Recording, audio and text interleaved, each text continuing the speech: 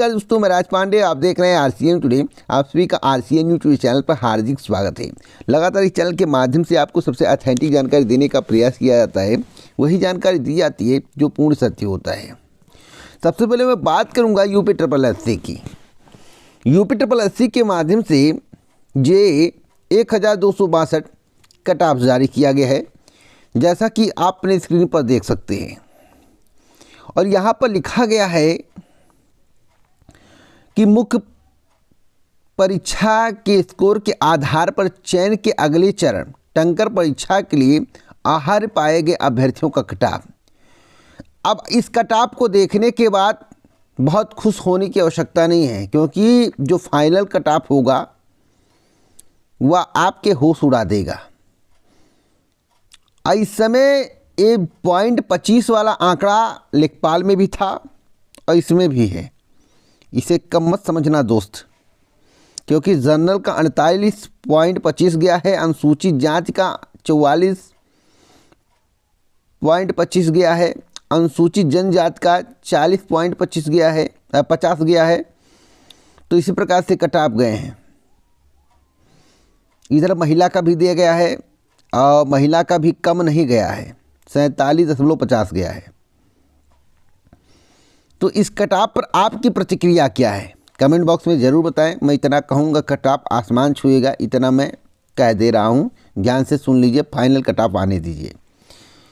प्राथमिक शिक्षक भर्ती 2024 मोए मेरे द्वारा कहा गया था आपसे, अगर आप प्राथमिक शिक्षक भर्ती चाहते हैं तो आपको मैदान में आने की आवश्यकता है। मैं बिना तथ्य के आधार पर कोई बात नहीं करता हूं। हमने आपसे कहा था कि वर्तमान सरकार शिक्षक भर्ती देना नहीं चाहती है। अगर आप लोग मैदान में आ गए, संख्या बल अधिक रहा, तो आपको 24 के इंडिया 25 में जो है नई प्राथमिक शिक्षक भर्ती देखने को मिलेगी, जो कि कंप्लीट होगी 2026 में और 27 में चुनाव है। आपकी इसी तरह से रवैया रहा तो भर्ती नहीं आएगी। आज मंत्री जी ने साफ साफ कह दिया कि शिक्षक और छात्र अनुपात सही है। लेकिन ओरिजिनलिटी अगर हम बात करें तो 85,000 से ज़्यादा पद उत्तर प्रदेश में रिक्त हैं। तो आखिरकार शिक्षा मंत्री के द्वारा कैसे कहा जा रहा कि शिक्षक और छात्र अनुपात बराबर है? इसका मतलब कि वर्तमान सरकार को इस बात की चिंता नहीं है कि 2024 चुनाव में क्या होगा। उनका 370 प्लस और 400 फिक्स है। मैं आपको बता दूं, अगर ईवीएम से चुनाव हुआ, जैसा कि लोग बता रहे हैं, जिस तरह से चंडीगढ़ मेयर चुनाव में बैलेट के साथ छेड़छाड़ करवा दी गई, जैसा कि लोग आरोप भी लगा रहे हैं। अब तो न्यायालय में मामला, न्यायालय क्या करेगा देखने वाली बात है। लेकिन न्यायालय ने साफ कह दिया है कि लोकतंत्र की हत्या है।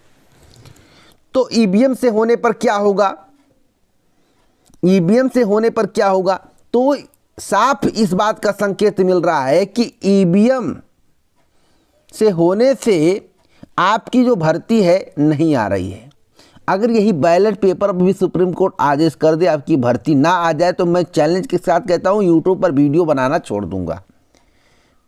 यूट्यूब चैनल पर वीडियो बनाना छोड़ दूंगा अगर बैलेट पेपर से चुनाव की घोषणा हो जाए और 2024 का लोकसभा चुनाव हो जाए। गारंटेड कह रहा हूं कि आपकी भर्ती आ जाएगी। लगातार भर्तियां फास्ट तरीके से होने लगेंगी, आप इसको मान लीजिए।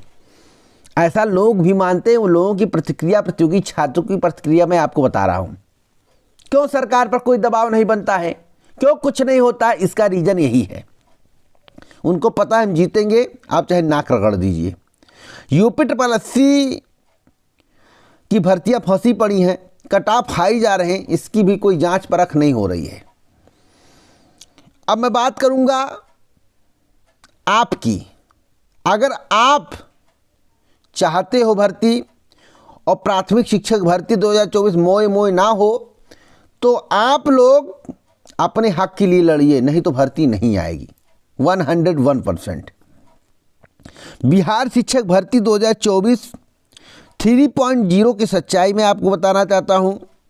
लोकसभा चुनाव के मद्देनज़र तेजस्वी यादव की जो प्रक्रिया थी उसको स्टार्ट करने का प्लान किया गया है। आपको मालूम होगा कि बीजेपी सरकार ज़्यादा भर्ती नहीं निकालती है, जैसे उत्तर प्रदेश में नहीं निकाल रहे और शिक्षक अनुपात शिक्षक और छात्र अनुपात वर्षों से सही बता रहे हैं, जैसे लग रहा है कोई रिटायर्ड ही नहीं हो रहा है। तो बिहार में लोकसभा चुनाव के मद्देनज़र और नीतीश का क्रेज बढ़ाने के लिए और 25 के चुनाव में बीजेपी अपने पक्ष में सब कुछ करने के लिए और घोषणाओं में इस बात का जिक्र करने के लिए, अपना वाहवाही करने के लिए 1 लाख का शगुफा छोड़ा गया है। लेकिन चुनाव के बाद देख लेना, भर्तियां फंसेंगी और 1.5-2 साल तक कंप्लीट नहीं होगी। चुनाव के पहले तो, चुनाव से ठीक 2-3 महीने पहले कंप्लीट होगी, जब आदर्श आचार संहिता विधानसभा का लगने वाला होगा।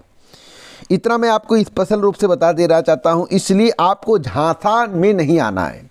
आपको तैयारी करना, परीक्षा देना आपका कर्तव्य है। फॉर्म भरेंगे, परीक्षा देंगे, लेकिन झांसा में नहीं आना है। डोमिसाइल नीति बिहार में लागू होगा या नहीं, मैं आपको बता दूं, डोमिसाइल नीति बिहार में लागू नहीं होगा अभी, क्योंकि इस पर अभी राजनीति की जाएगी। किसका पलड़ा भारी होगा यह देखने वाली बात होगी। और डोमिसाइल पर जो बेहतरीन राजनीति कर ले गया, बिहार के डोमिसाइल पर जो बेहतरीन राजनीति कर ले गया, उसकी सीटें ज़्यादा से ज़्यादा आने की संभावना है। यह भी मैं चैलेंज के साथ कह रहा हूं।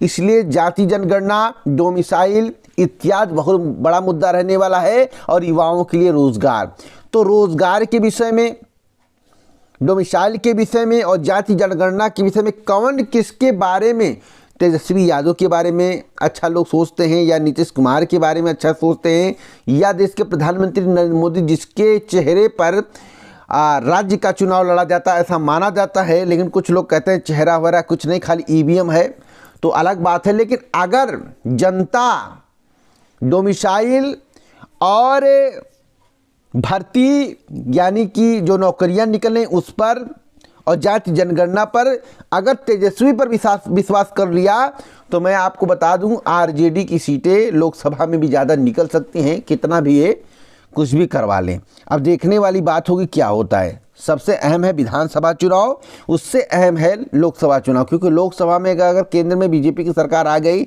तो कोई राज्य बीजेपी के हाथ से जाने वाला नहीं है, 2-4 को छोड़कर, क्योंकि 2-4 जो है गिफ्ट के रूप में दे दिया जाता है, जिससे कोई शक ना करे, ऐसा लोगों का मानना, ऐसा विपक्षियों का मानना है। तो आप इस वीडियो को शेयर करें, लाइक करें, क्योंकि सबसे ऑथेंटिक जानकारी दे रहा हूँ। पूरा वीडियो सुनने के लिए दिल से धन्यवाद।